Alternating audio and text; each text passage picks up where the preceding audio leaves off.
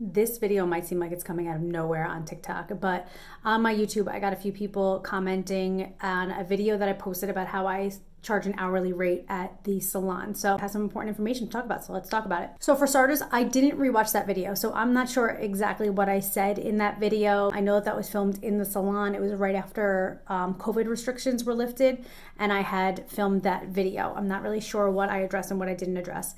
However, I no longer work in the salon. We are renting the space out and I no longer am there.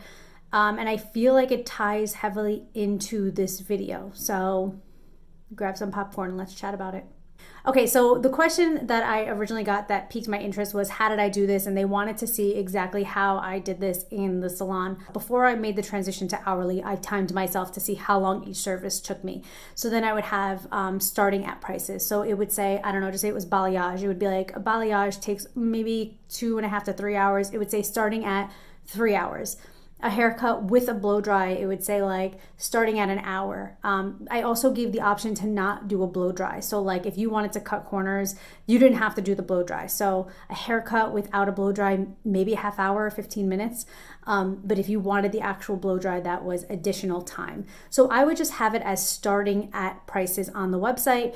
And I had timed myself before I made this transition to make sure that I was in the right ballpark. I didn't want to waste anybody's time. So like even if a client came in and my clients, I had really great rapport with all of them, and they would want to talk, and I would be like, all right, let me just go mix your color, because like this is you're paying for my time at this point, and I'm not doing anything yet. Like we can talk while you're processing, but I don't want to waste your time. Okay, big services like turning somebody gray, that was something that was super popular that I was doing. I would charge basically like a day rate for that. If we can get it done in one session, it would be like a full day. Just say I wouldn't start earlier than 10, because like I don't like to get up early, and I knew it was a long day. So I would do like, I don't know, 10 to 8 or 9, and I would just charge $800 for that. One of my clients, who is also a small business owner, I love her to death. She's a therapist. She's the best. She came in one day and she's like, are you sure? Because I was charging $100 an hour. She's like, are you sure that's like all you want to charge? I had just come from a place where like I was charging people like nothing. I had come from Yonkers,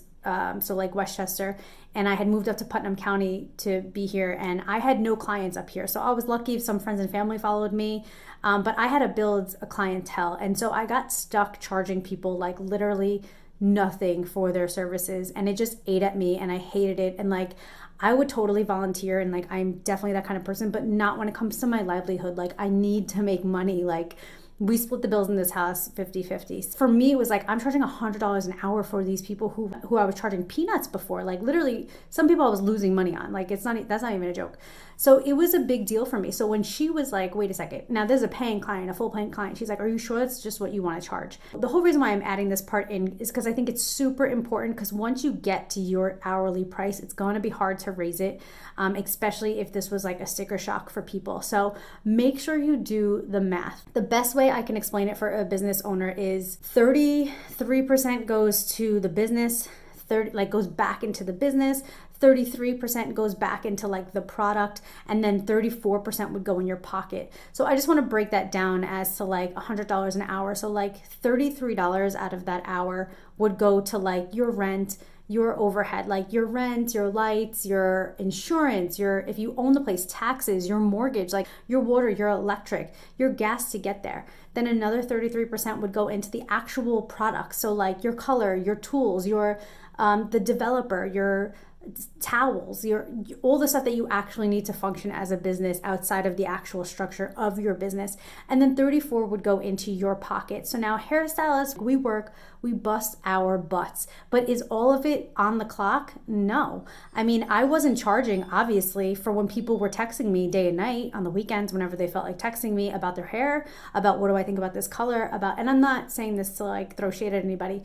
I understand I had that relationship with people, but it was detrimental to my career, because I wasn't charging anybody for that time, and I wasn't charging anybody when I had to sweep up the floor. And like, I understand you can get an assistant, but then you have to pay that assistant.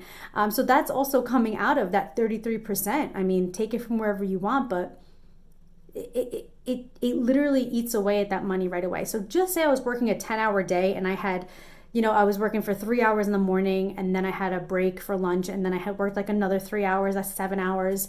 I don't know. And then I had like a haircut, that's another hour. That's $800 right there. But like, how much of that's actually going in my pocket? Only $34 on every 100.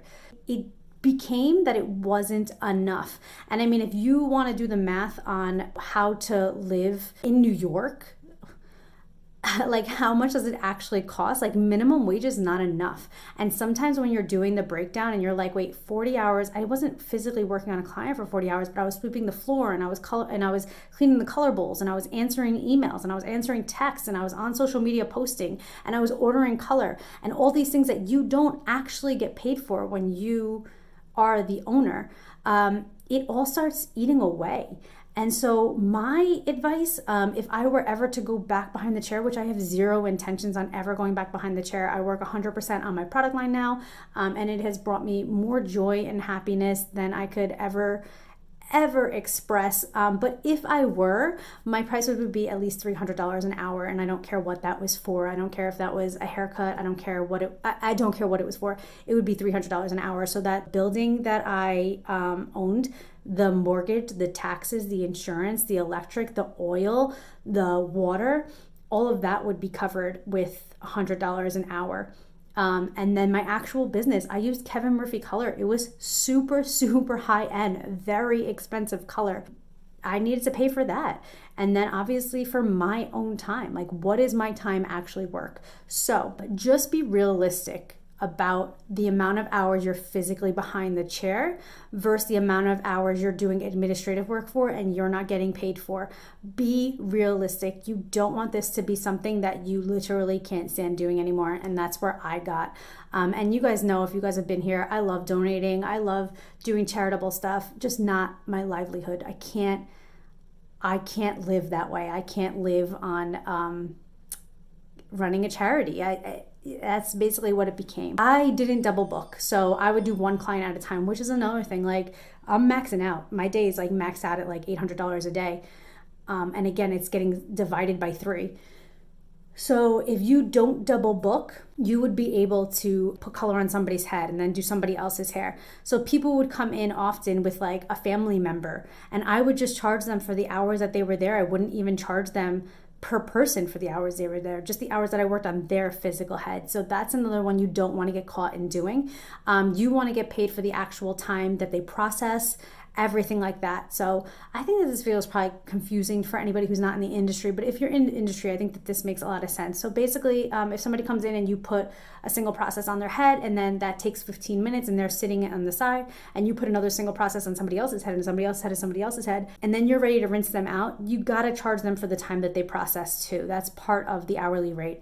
However, if you're running a factory salon and people are waiting with color on their head for like way past the processing time, if they're sitting there like way past the processing time, I wouldn't charge them for like anything over their actual processing time. If you're running behind, that's not on them, but that's just the way I run my business. So I hope that this helps. Literally, like I said, this is the first time that I ever came out and said why I no longer do hair, and I basically just got very discouraged. I was very like, this isn't worth it for me anymore. I got a lot of backlash for raising my prices to that price, and I just knew like this isn't the clientele for that. I was losing my passion for it. I lost everything. It literally became like a charitable thing, and that's just not where I wanted to be in my career. I worked really, really hard to get there.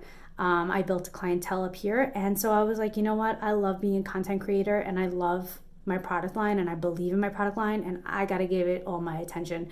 And so that's where I'm at. All right. Thank you for watching. I hope that this answers any of your questions. If you have any like follow-up questions for this, definitely let me know. I love you. And thank you all for your love and support. Don't forget to check out Rockstyle if you want to support my small business. And I will see you all later. Bye.